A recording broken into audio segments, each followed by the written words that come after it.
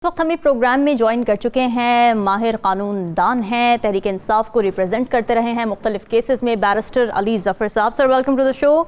सबसे पहले तो मुबारक हो, पीटीआई के हिमायत याफ्ता अच्छे खासे आज़ाद उम्मीदवार जीत गए हैं, मैदान मार लिया उनकी जानिब से। मगर ये बताइए कि क्या अभी तक क़यादत की जानिब से कोई राबता हुआ है आप लोगों से? स्ट्रैटेजी क्या बनाई जा रही है, कहाँ शामिल होना है, या फिर एक अलग ग्रुप के शक्ल में ही एक हुकूमत साजी की तरफ जाएंगे, और आइनी तौर पर ऑप्शंस क्या हैं इसमें? सबसे पहले तो शुक्रिया आपका, मुबारकबाद का। बहुत बहुत बड़ा अहम मैंडेट दिया है पब्लिक ने, उन्होंने अपना हक अदा कर दिया है, वोट कर दिया है और पार्लियामेंट और जमहूरियत के हक किया है।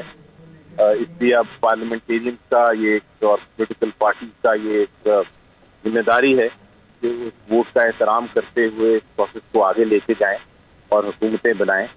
तो यकीनी तौर पे पहली प्रायोरिटी तो पीटीआई की यही है कि तीनों असेंबलीज में अपनी हुकूमत बनाए। एक असेंबली तो बड़ी क्लियर है यूपीके की, वहाँ तो यकीनी तौर पे कोई इशू नहीं है, मेजॉरिटी पार्टी भी हम है और कोई अपोजिशन हार्डली है, तो वहाँ तो हुकूमत बड़ी जल्द बन जाएगी इंशाल्लाह। ठीक है। और जी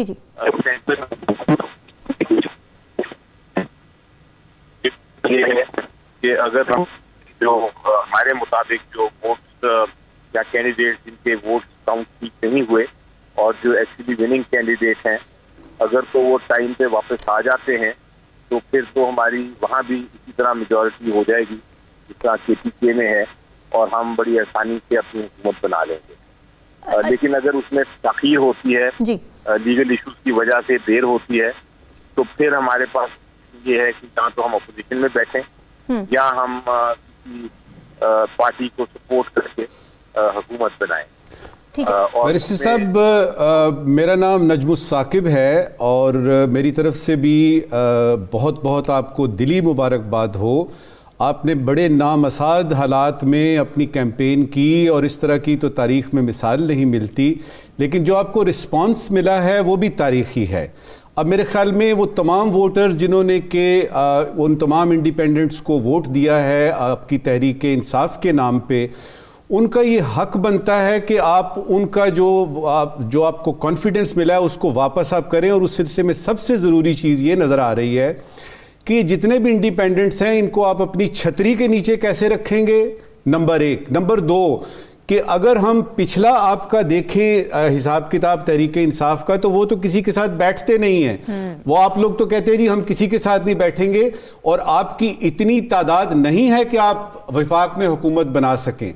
तो ज़रा इन दो पहलुओं पे हमें और हमारे नाजरीन को ज़रा आगाही दीजिएगा। जी देखिए, सबसे पहले तो आपका सेकंड जो दूसरा सवाल का हिस्सा है उसका मैं जवाब देता हूँ, और वो ये है कि जितने लोग इस वक्त पार्लियामेंट में आए हैं डिस्प्यूटेड के अलावा, जो अपने अपने मैंडेट से आए हैं, जो जिन्होंने लोगों के वोट दिए हैं, उनका उतना ही हमें एहतराम करना है, इज्जत करनी है, चाहे वो जिस पोलिटिकल पार्टी से क्यों ना हो, जितनी कि हमारे कैंडिडेट की होनी चाहिए। ये असूल है बुनियादी, क्योंकि लोगों ने उनको अपना वोट के जरिए पेश किया है। इसलिए उनसे बात करना, उनसे गुफ्तगू करना ये तरीका है, और मेरा ख्याल है लाना पड़ेगा, और पहले भी था लेकिन अब बड़ा क्लियरली इसको अडॉप्ट करना पड़ेगा। तो मुज़ाकरात करना, बातचीत है, किसी किस्म की आपको शर्म नहीं होनी चाहिए, ये एक जमहूरी तरीका है जो हम अपनाएंगे। अब रहा आपका पहला सवाल कि हमें चूँकि वो हमारे कैंडिडेट इंडिपेंडेंट उनको कहा जाता है, आज़ाद कहा जाता है, और आज़ाद का मतलब ये लोग समझते हैं कि वो किसी भी पार्टी में जा सकते हैं, तो उनको किस अम्ब्रेला के नीचे लेके आना है।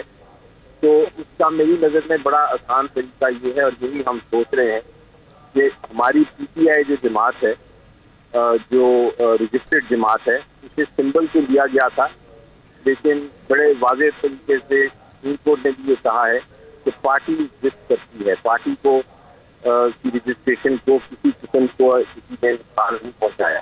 बैरिस्टर साहब, आप हमें ब्रेकिंग न्यूज़ दे रहे हैं, क्योंकि हमारे ख्याल में तो ये था कि खान साहब जो हैं वो किसी के साथ भी मिल के हुकूमत नहीं बनाएंगे।